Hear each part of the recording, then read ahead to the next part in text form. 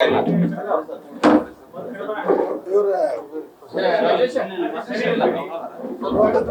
ಆಯ್ತಾ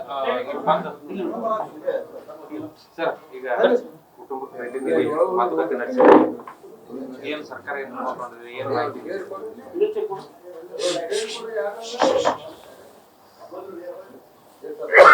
ನಿರಂಜನ್ ಹಿರೇಮಠ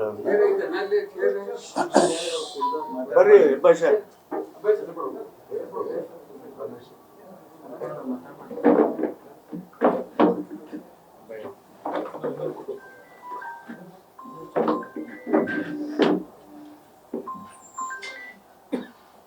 ನಿರಂಜನ್ ಹಿರೇಮಠ ಅವ್ರನ್ನ ಹಾಗೂ ಅವರ ಧರ್ಮಪತ್ನಿ ಅವ್ರನ್ನ ಭೇಟಿಯಾಗಿ ಅವ್ರಿಗಾಗಿರ್ತಕ್ಕಂಥ ಆಘಾತ, ಅವರ ಬದುಕಿನಲ್ಲಿ ಆಗಿರುವಂಥ ಈ ದೊಡ್ಡ ಹಾನಿ ಹಿನ್ನೆಲೆಯೊಳಗೆ ಸಾಂತ್ವನ ಹೇಳೋದಕ್ಕೆ ಅಂತೇಳಿ ಬಂದಿದೆ. ನಿನ್ನೆ ಮುಂಜಾನೆ ಸನ್ಮಾನ್ಯ ಮುಖ್ಯಮಂತ್ರಿಗಳ ಜೊತೆಗೆ ಅವರ ಕರೆ ಮೇಲೆ ಹೋಗಿ ಸಭೆಯನ್ನು ನಡೆಸಿ ಸರ್ಕಾರದವರು ಈ ಒಂದು ಬರ್ಬರ ಹತ್ಯೆ ನಂತರ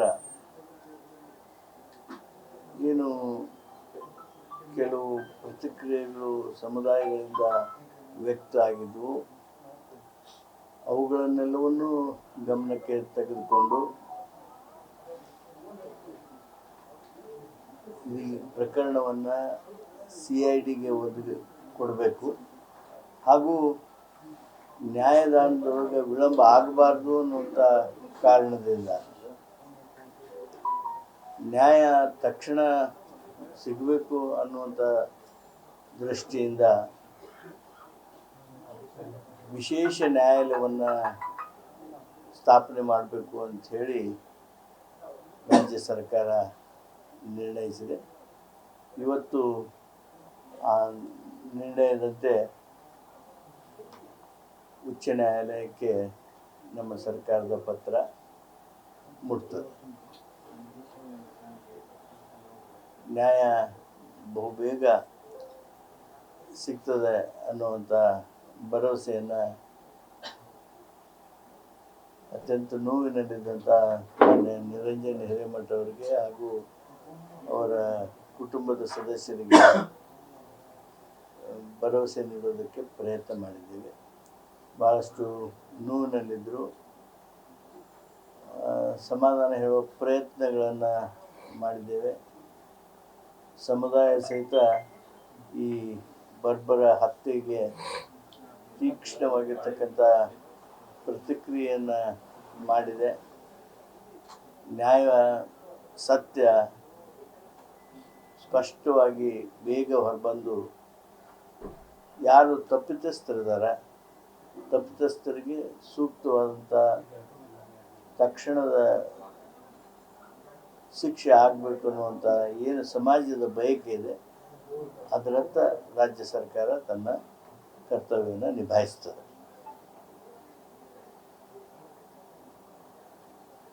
ಇದೇ ಸಂದರ್ಭದಲ್ಲಿ ನಾನು ಸನ್ಮಾನ್ಯ ಮುಖ್ಯಮಂತ್ರಿಗಳು ನಿನ್ನೆ ಕೂಡಿದಾಗ ಹಲವಾರು ಅನಿವಾರ್ಯ ಕಾರಣದಿಂದ ಅವ್ರಿಗೆ ಈ ಭಾಗಕ್ಕೆ ಇನ್ನೊರ್ಗೆ ಬರೋದಕ್ಕಾಗಿರಲಿಲ್ಲ. ಅದಕ್ಕಾಗಿ ಇಲ್ಲಿ ಬಂದ ಕೂಡಲೇ ನಾನು ನಿರಂಜನ್ ಅವ್ರನ್ನ ಭೇಟಿ ಆಗ್ತೀನಿ ಅಂತಲೂ ಹೇಳಿದ್ರು. ಇವತ್ತು ಫೋನ್ ಮುಖಾಂತರ ನಿರಂಜನ್ ಹಿರೇಮಠವ್ರ ಜೊತೆಗೆ ಮಾತನಾಡಿದರು. ಸರ್ಕಾರ ಏನೇನು ಕ್ರಮ ವಹಿಸಿದೆ ಅದ್ರ ಬಗ್ಗೆ ವಿವರವಾಗಿ ಅವ್ರಿಗೂ ಹೇಳಿದರು. ಅವರಿಗೆ ಸನ್ಮಾನ್ಯ ಹಿಂಡಸಗಿರಿಯವರು, ಸನ್ಮಾನ್ಯ ಪ್ರಸಾದ್ ಅಬ್ಬಾಯಿ ಅವರು ಹಾಗೂ ನಮ್ಮ ಕಾಂಗ್ರೆಸ್ಸಿನ ಜಿಲ್ಲಾಧ್ಯಕ್ಷರುಗಳು ಸಹಿತ ಅನಿಲ್ ಪಾಟೀಲ್ ಹಾಗೂ ಅಲ್ತಾಫ್ ಹರೂರ್ ಅವರು ಅವರಿಗೆ ವಿವರವಾಗಿರ್ತಕ್ಕಂಥ ಎಲ್ಲ ಮಾಹಿತಿಗಳನ್ನು ಕೊಟ್ಟಿದ್ದರು. ಆ ಎಲ್ಲ ಹಿನ್ನೆಲೆಯೊಳಗೆ ಏನೇನು ಕ್ರಮ ತೆಗೆದುಕೊಳ್ಳೋದಕ್ಕೆ ಅಗತ್ಯದೆಯೋ ಅವನ್ನೆಲ್ಲ ಮಾಡ್ತೀವಿ ಅನ್ನುವಂಥ ಭರವಸೆಯನ್ನು ಮಾನ್ಯ ಹಿರೇಮಠರವ್ರ ಜೊತೆಗೆ ಫೋನ್ನಲ್ಲಿಯೂ ಮಾತನಾಡಿ ತೆಗೆದುಕೊಂಡಿರ್ತಕ್ಕಂಥ ಕ್ರಮದ ಬಗ್ಗೆಯೂ ಹೇಳಿದರು. ಅದರ ಜೊತೆಗೇ ತಮ್ಮ ನೋವನ್ನು ಸಹಿತ ಹಿರೇಮಠ ಅವ್ರ ಜೊತೆಗೆ ಹಂಚಿಕೆ ಮಾಡಿಕೊಂಡು ಧೈರ್ಯದಿಂದ ಇರೋದಕ್ಕಾಗಿ ಮಾನ್ಯ ಹಿರೇಮಠ ಅವರಿಗೆ ಮುಖ್ಯಮಂತ್ರಿಗಳು ಸಹಿತ ನಾನು ಈ ಸಂದರ್ಭದಲ್ಲಿ ಇಷ್ಟೇ ಹೇಳ್ತೀನಿ, ಬಹುಬೇಗ ಈ ನ್ಯಾಯದಾನ ವ್ಯವಸ್ಥೆ ತನ್ನ ಕೆಲಸವನ್ನು ಪ್ರಾರಂಭ ಮಾಡಲಿದೆ. ಈಗ ಫಾಸ್ಟ್ ಟ್ರ್ಯಾಕ್ ಕೋರ್ಟ್ಗೆ ತಾವು ಪತ್ರ ನಿನ್ನೆ ಬರೆದಿರಿ ಸರ್. ಸ್ಪೆಷಲ್ ಕೋರ್ಟ್ ಯಾವಾಗ ಬರ್ಬೋದು ಸರ್? ಈಗ ಭಾಳ ಬೇಗ ಬರ್ಬೇಕು. ಈ ಪರಿಸ್ಥಿತಿಯ ಹಿನ್ನೆಲೆಯೊಳಗೆ ಹೈಕೋರ್ಟಿನವರು ಭಾಳ ಬೇಗ ಸ್ಪಂದಿಸ್ತಾರೆ ಅಂತೇಳಿ ಭಾವಿಸ್ತೀವಿ. ಸರ್, ಇನಿಷಿಯಲ್ ಸ್ಟೇಜ್ನಲ್ಲಿ ಇದೊಂದು ವೈಯಕ್ತಿಕ ಮತ್ತು ಸಾಮಾನ್ಯವಾದ ಘಟನೆ ಅನ್ನುವಂಥದ್ದು ಹೇಳಿದ್ದನ್ನು ಯಾಕೆ ಈಗ ಸ್ಪೆಷಲ್ ಕೋರ್ಟ್ ಮಾಡುವಂಥ ಒಂದು ನಿರ್ಣಯ ಸರ್ಕಾರ ಬರುವಂಥ ಅನಿವಾರ್ಯತೆ ಯಾಕೆ? ಯಾಕಂದ್ರೆ ಇನಿಷಿಯಲ್ ಸ್ಟೇಜ್ನಲ್ಲಿ ಸಿಎಂಲಿಂದ ಹಿಡ್ಕೊಂಡು ಹೋಮ್ ಮಿನಿಸ್ಟರ್, DCM ಎಲ್ಲರೂ ಇದೊಂದು ಪರ್ಸನಲ್ ಇದಾಗಿದ್ದಕ್ಕೆ ಇದಾಗಿರೋದು ಅನ್ನುವಂಥ ಒಂದು ಧೋರಣೆ ಇತ್ತು. ಈಗ ಯಾಕೆ ಒಮ್ಮೆಗ್ಲೇನೆ ಸರ್ಕಾರ ಈ ಕ್ರಮ? ಅಲ್ಲ, ಇದು ಹೆಂಗಿದೆ ನೋಡ್ರಿ, ಇದಕ್ಕೆ ನಾನು ಇಲ್ಲಿ ಸಾಂತ್ವನ ಹೇಳಕ್ಕೆ ಬಂದಾಗ ನಿಮ್ಮ ಪ್ರಶ್ನೆಯನ್ನು ಡಿಸೆಕ್ಟ್ ಮಾಡಿ ಇದರಲ್ಲಿ ಅದು ಆಯಿತು ಇದಾಯಿತು, ಅವ್ರು ರಾಜಕಾರಣ ಮಾಡಿದರು, ಇವ್ರು ರಾಜಕಾರಣ ಮಾಡ್ತಾರೆ, ಇವನ್ನೆಲ್ಲ ನಾನು ಚರ್ಚೆ ಮಾಡೋದಕ್ಕೆ ಹೋಗೋದಿಲ್ಲ. ನಾನು ಇಲ್ಲಿ ಸಾಂತ್ವನ ಹೇಳೋದಕ್ಕೆ ಬಂದಿದ್ದೀನಿ. ಆದರೆ ಇಷ್ಟು ನಿಮಗೆ ಉತ್ತರ ಹೇಳೋದಕ್ಕೆ ಬಯಸ್ತೀನಿ. ಈ ಬರ್ಬರ ಹತ್ಯೆ ಹಾಗೂ ಸಮಾಜದ ಮುಖಂಡರ ಬೇಡಿಕೆ ನೋಡಿ, ಹಿರೇಮಠ ಅವರ ಮನೆಗೆ ಎಲ್ಲ ಸಮುದಾಯದವರು, ಮುಸ್ಲಿಂ ಸಮುದಾಯದ ರಿಲಿಜಿಯಸ್ ಲೀಡರ್ಸ್, ಹಿಂದೂಸ್ಗಿರೋರಂಥ ಹಿರಿಯ ನಾಯಕರು, ಇವರೆಲ್ಲ ಬಂದು ಸ್ಪೆಷಲ್ ಕೋರ್ಟ್ ಮಾಡಿರಿ ಅಂಥೇಳಿ ಹೇಳಿದಾಗ ಸರ್ಕಾರ ಸುಮ್ಮನೆ ಇರಬೇಕಾಗುತ್ತಾ? ಮೆರವಣಿಗೆಗಳು ಆಗ್ತಾವೆ, ಮಕ್ಕಳ ಮೇಲೆ ಇದು ದುಷ್ಪರಿಣಾಮ ಬೀರ್ತದೆ. ಸ್ಟೂಡೆಂಟ್ಸು ಸಾಂತ್ವನ ಹೇಳೋದಕ್ಕೆ, ಮನೆಯವರಿಗೆ ಧೈರ್ಯ ತುಂಬೋದಕ್ಕೆ ಅವರು ಪ್ರೊಟೆಸ್ಟ್ ಮಾಡ್ತಾರೆ, ಪ್ರೊಸೆಷನ್ ಮಾಡ್ತಾರೆ. ಅಷ್ಟೇ ಅಲ್ಲ, ಅಲ್ಲಲ್ಲಿ ಅಂಗಡಿ ಮುಗ್ಗಟ್ಟುಗಳನ್ನು ಕ್ಲೋಸ್ ಮಾಡ್ತಾರೆ. ಇವೆಲ್ಲ ಏನು ಸಮಾಜದ ಅನಿಸಿಕೆಗಳದವು. ಆ ಅನಿಸಿಕೆಗೆ ಸ್ಪಂದಿಸೋದು ಸರ್ಕಾರದ ಕೆಲಸ ಅಲ್ವಾ? ಬಟ್ ಸಾಂತ್ವನ ವಿಚಾರದಲ್ಲಿ ಒಂದಷ್ಟು ವಿಳಂಬ ಆಯ್ತು ಅಂತ ಅನ್ಸ್ತಾರೆ. ಯಾಕಂದ್ರೆ ಈಗ ಇವೆಲ್ಲ ಅವರೆಲ್ಲ ಅಂದ್ರೆ ನಿಮ್ಮ ಸರ್ಕಾರದ ವಿರುದ್ಧ, ನಮ್ಮ ಸರ್ಕಾರದಿಂದಲೇ ನಮ್ಗೆ ರಕ್ಷಣೆ ಸಿಗ್ತಾಯಿಲ್ಲ, ನಾನು ಎಲ್ಲಿ ಯಾರ ಮನೆಗೆ ಹೋಗ್ಬೇಕನ್ನೋ ಒಂದು ಮಾತನ್ನು ಸಹ ಅವ್ರು ಕಣ್ಣೀರು ಹಾಕಿಲ್ಲ. ನೋಡಿ, ನಾನು ಅವು ಯಾವಕ್ಕೂ ಉತ್ತರ ಹೇಳೋದಿಲ್ಲ. ನಾವು ಬಂದಿದ್ದು ಸಾಂತ್ವನ ಹೇಳೋದಕ್ಕೆ. ಆಮೇಲೆ ನಾವು ನಮ್ಮ ಕರ್ತವ್ಯವನ್ನು ನಿಭಾಯಿಸಿ ಹಿರೇಮಠರವರ ಮನೆಗೆ ಈ ಸಂದರ್ಭದಲ್ಲಿ ಬಂದಿದ್ದೇನೆ. ಅವರು ಏನು ಹೇಳಿದ್ರು ಅದಕ್ಕೆ ನೀವು ಏನು ಪ್ರತಿಕ್ರಿಯೆ ಮಾಡ್ತೀವಿ ಅಲ್ಲ, ನಾವು ಸಾಂತ್ವನ ಹೇಳೋದು. ಈಗ ಈ ರೀತಿ ಘಟನೆ ಆದಾಗ ಪ್ರತಿಯೊಬ್ಬರ ಮಾನಸಿಕ ಪರಿಸ್ಥಿತಿ ಭಾಳ ಗಂಭೀರವಾಗಿರ್ತದೆ. ಅವರು ನಾವು ತೂಕ ಮಾಡ್ದಂಗೆ ಮಾತಾಡೋಕ್ಕಾಗೋದಿಲ್ಲ. ಭಾವನೆಗಳು ಏನೋ ಉದ್ಭವ ಆಗಿರ್ಬೋದು. ಸರಿ, ಕೆಲವೊಂದು ಪ್ರಶ್ನೆಗಳನ್ನ ಸನ್ನಿವೇಶಗಳು ರಿಪೀಟ್ ಆಗ್ಬಾರ್ದು ಅನ್ನೋ ಕಾರಣಕ್ಕೆ ಕೇಳಬೇಕಾಗ್ತದೆ. ಈಗ ಇಲ್ಲಿಂದ ಘಟನೆ ಆದ ತಕ್ಷಣ ಮುಖ್ಯಮಂತ್ರಿ ಆಗಿರ್ಬೋದು, ಗೃಹ ಸಚಿವರಾಗಿರ್ಬೋದು, ಇದು ವೈಯಕ್ತಿಕ ಕಾರಣಕ್ಕಾಗಿ ನಡೆದಂಥ ಘಟನೆ ಅಂತ ಹೇಳಿಕೆ ಕೊಡೋದು ಎಷ್ಟು ಸರಿ? ಈಗ ಅದು ಮುಗಿದೋದ ಅಧ್ಯಾಯ. ಅದಕ್ಕೆ ಅವರು ತಮ್ಮದೇ ಆಗಿರ್ತಕ್ಕಂಥ ಅಭಿಪ್ರಾಯವನ್ನು ಮತ್ತೆ ಅದನ್ನು ಎಲ್ಲಿ ಏನಾಗಿತ್ತು ಅದನ್ನು ಸರಿಪಡಿಸಿ ಅವರು ಹೇಳಿರುವಾಗ ನಮ್ಮ ಗೃಹ ಸಚಿವರಂತೂ ವಿಷಾದನ ವ್ಯಕ್ತಪಡಿಸಿದ್ದಾರೆ. ಆ ಹಿನ್ನೆಲೆಯೊಳಗೆ ಅದು ಚರ್ಚಾ ವಸ್ತು ಅಲ್ಲ. ಅದಕ್ಕೆ ನಾವು ಈ ಸಂದರ್ಭದಲ್ಲಿ ಏನೂ ಪ್ರತಿಕ್ರಿಯಿಸೋದಿಲ್ಲ. ಸರಿ, ನೇಹಾ ಹತ್ಯೆ ಪ್ರಕರಣವನ್ನು ಬಿಜೆಪಿ ರಾಜಕೀಯವಾಗಿ ಬಳಸಿಕೊಳ್ತಿದ್ದಾರೆ ಅಂತ ನಿಮ್ಮವರ? ನಮ್ಮದು ಪ್ರೆಸ್ ಕಾನ್ಫರೆನ್ಸ್ ಇದೆ, 12 ಗಂಟೆಗೆ ನನ್ನ ಪ್ರೆಸ್ ಕಾನ್ಫರೆನ್ಸ್ ಇದೆ, ಅಲ್ಲಿ ಹೇಳ್ತೀನಿ. ನಾನಿಲ್ಲಿ ಬಂದಿರೋದು ಸಾಂತ್ವನ ಹೇಳೋದಕ್ಕೆ, ತಾವೆಲ್ಲ ಇದ್ದೀರಿ ಅಂತ ಮಾತಾಡ್ತಾ ಇದ್ದೀನಿ. 12 ಗಂಟೆಗೆ ನಾನು ಪ್ರೆಸ್ ಕಾನ್ಫರೆನ್ಸ್ ಅಲ್ಲಿದೆ, ಅಲ್ಲಿ ಮಾತಾಡ್ತೀನಿ. ಇಲ್ಲಿ ಮಾತನಾಡೋದು ಸರಿನೂ ಅಲ್ಲ.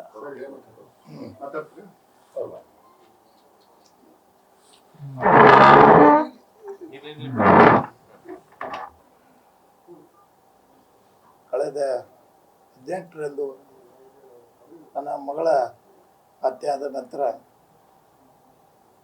ನಾನು ಭಾಳ ದುಃಖ ಸ್ಥಿತಿಯೊಳಗಿದ್ದೆ. ಆ ಒಂದು ದುಃಖ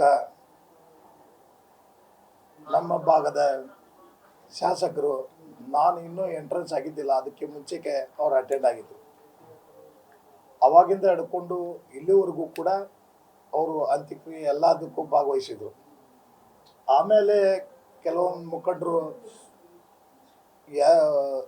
ಯಾರ್ಯಾರು ಈ ಇದಕ್ಕೆ ಸಾಂತ್ವನ ಹೇಳೋಕ್ಕೆ ಬಂದಿದ್ದರು, ಅವರು ಕೂಡ ಏನಾಗಿದೆ ಘಟನೆ ಬಗ್ಗೆ ಸ್ವಲ್ಪ ಮಾಹಿತಿಯನ್ನು ತಗೊಂಡು ಕೆಲವೊಂದು ಸರ್ಕಾರ ಮಟ್ಟಕ್ಕೆ ನಮ್ಮ ಪಕ್ಷದವರೇ, ನಾನು ಎಂಥವ್ರೆ ಅಂಥವ್ರೆ ಅಂತ ಹೆಸರು ತೊಗೊಳಂಗಿಲ್ಲ, ಎಲ್ಲರೂ ಕೂಡ ಆ ಒಂದು ಘಟನೆಗೆ ಸಂಬಂಧಪಟ್ಟಂಥ ಮಾಹಿತಿಯನ್ನು ಸರ್ಕಾರಕ್ಕೆ ತಿಳಿಸಿದ್ದು ಈಗ ನಮಗೆಲ್ಲ ಮಾಹಿತಿಗಳನ್ನು ಬಂದು ಅದಕ್ಕೆ ಸರ್ಕಾರ ಇಮಿಡಿಯೇಟ್ಲಿ ಸ್ಪಂದಿಸಿ, ಎಲ್ಲರೂ ಕೂಡ ಸ್ಪಂದಿಸಿ ಅದನ್ನು ಆದೇಶ ಮಾಡಿ ಹೇಳಬೇಕು ಅನ್ನೋ ಇಚ್ಛೆ ಅವ್ರಿಗಿತ್ತು.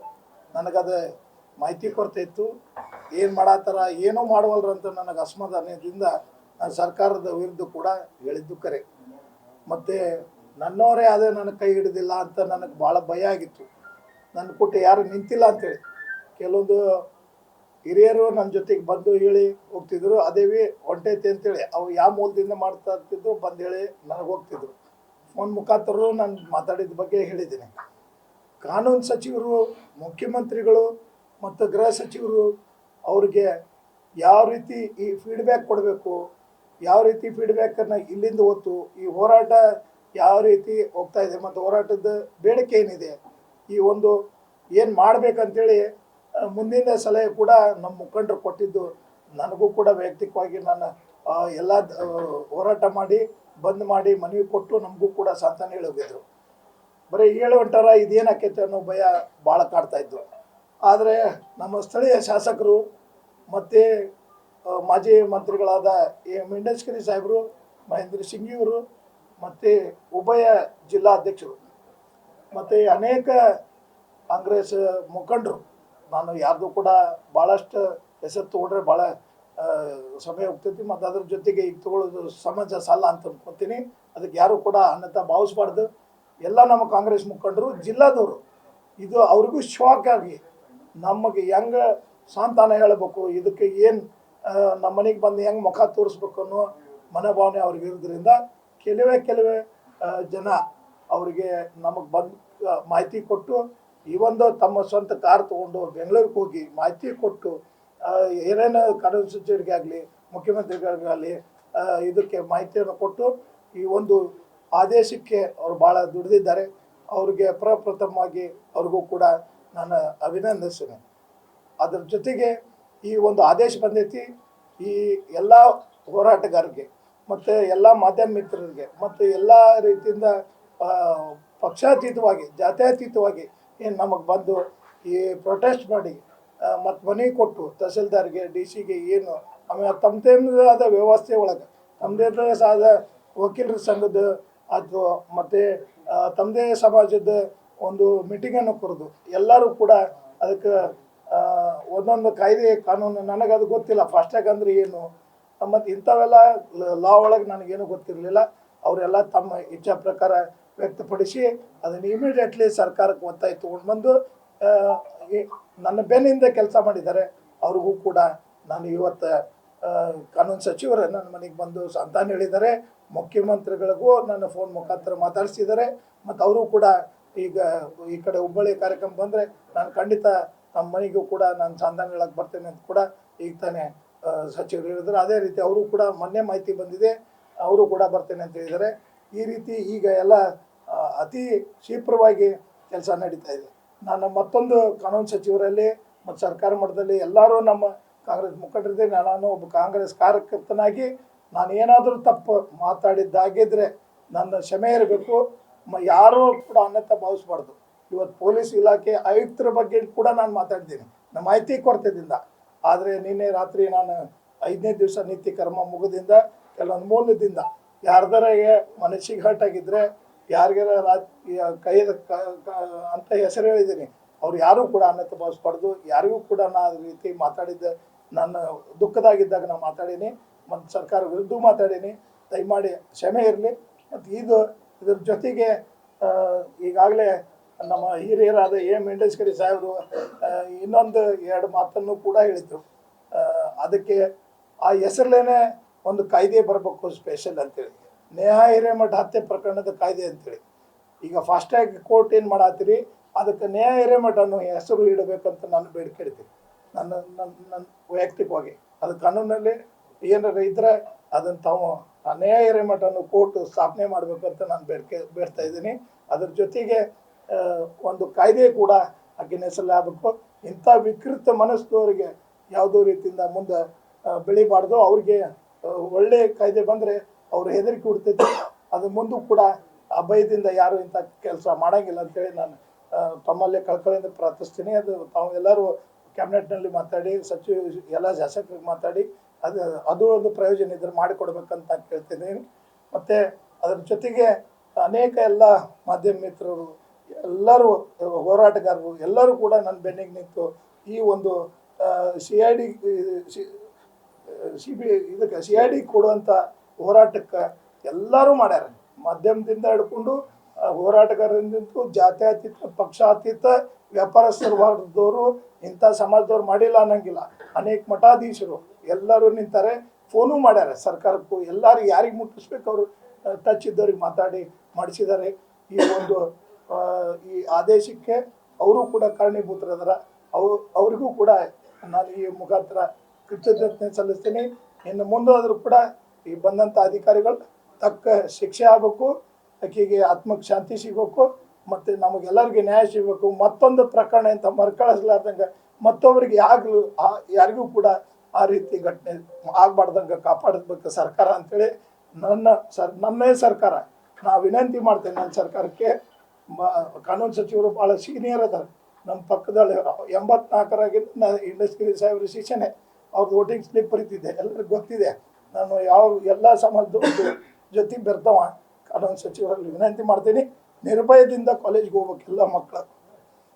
ಈಗ ಅವ್ರನ್ನೆಲ್ಲರನ್ನೂ ಸಂರಕ್ಷಣೆ ಮಾಡೋ ಕೆಲಸ ನಿಮ್ದಿದೆ.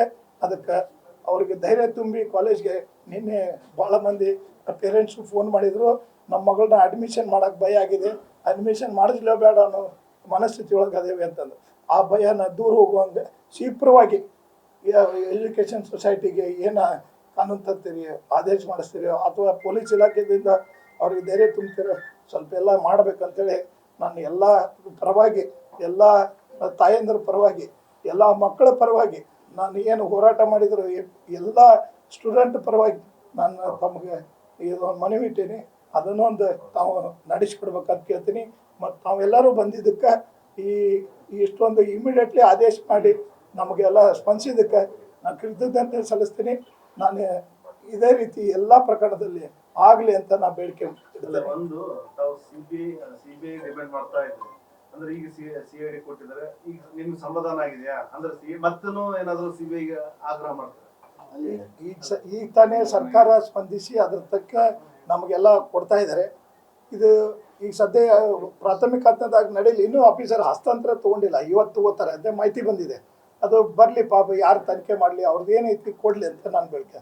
ಪ್ರಾಥಮಿಕವಾಗಿ ಇನ್ನೊಂದು ವಿಷಯ ಹೇಳಕ್ಕೆ ಬರ್ತೆ, ನಾನು ಪೊಲೀಸ್ ಇಲಾಖೆ ವೈಫಲ್ಯ ಆಗಿದ್ದೀವಿ, ಪೊಲೀಸ್ ಇಲಾಖೆ ಏನೂ ಮಾಡ್ತಾ ಇಲ್ಲ ಅಂತ ನನಗೆ ಮಾಹಿತಿ ಇತ್ತು. ಕೆಲವೊಂದು ನಿನ್ನೆ ರಾತ್ರಿ ನಾ ಎಲ್ಲ ವಿವರಣವಾಗಿ ಗೃಹ ಇಲಾಖೆ ನನಗೆ ಆಯುಕ್ತರ ಬಗ್ಗೆ ಆಗಲಿ ಮತ್ತು ಎಲ್ಲ ಕೂಡ ನಾನು ಹೇಳ್ತಾ ಇದ್ದೆ. ನಾನು ಯಾರು ಕೂಡ ಅವ್ರು ಬರಲಿಲ್ಲ, ಅವರು ಇಲ್ಲಿ ಬರೋಕ್ಕೂ ಕೂಡ ನೀವು ದುಃಖದಾಗಿರ್ತೀರಿ ಅದಕ್ಕೆ ಬಂದಿಲ್ಲ ಅಂತೇಳಿ ಕೆಲವೊಂದು ಮಾಹಿತಿ ಹೇಳಿದರು. ಅದಕ್ಕೆ ಬಂದಿಲ್ಲ, ತಪ್ಪು ತಿಳ್ಕೊಬೇಡ್ರಿ. ಆದರೆ ಏನೇನು ಕೆಲಸ ಮಾಡೇವೆ ಅಂತ ನಾನು ನಿನ್ನೆ ಕೆಲವೊಂದು ಪೊಲೀಸ್ ಸ್ಟೇಷನ್ಗೆ ಹೋಗಿ ಮಾಹಿತಿ ತೊಗೊಂಡೆ. ಅವಾಗ ನನಗೆ ಅನ್ನಿಸ್ತು ಇದು ನಿಷ್ಪಕ್ಷವಾಗಿ ಎಲ್ಲರಿಗೂ ದುಃಖ ಆಗೈತಿ.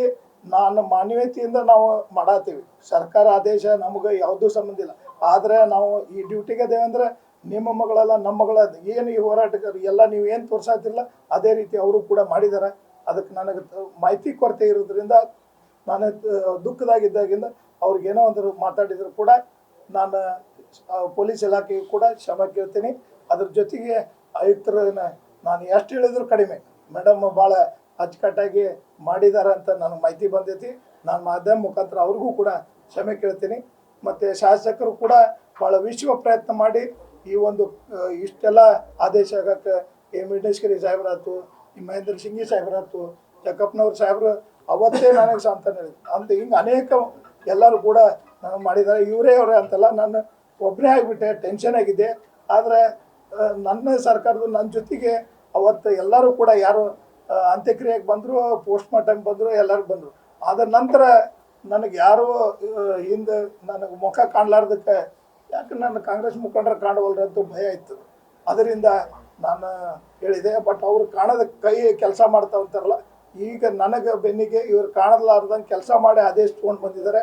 ಅದಕ್ಕೆ ನಾನು ಎಲ್ಲ ನಾಯಕರಿಗೆ ಈ ಆದೇಶ ಮಾಡಿಸಿದ್ದಕ್ಕೆ ಧನ್ಯವಾದ ಹೇಳಿ ನನಗೆ ಮತ್ತೆ ಕ್ಷಮೆ ಇರಲಿ ಅಂತ ನಾನು ಕೇಳ್ತೀನಿ. ನ್ಯೂಸ್ ಫಸ್ಟ್ ನಿರ್ಭೀತಿಯಿಂದ ನಿಮ್ಮ ಪರವಾಗಿ.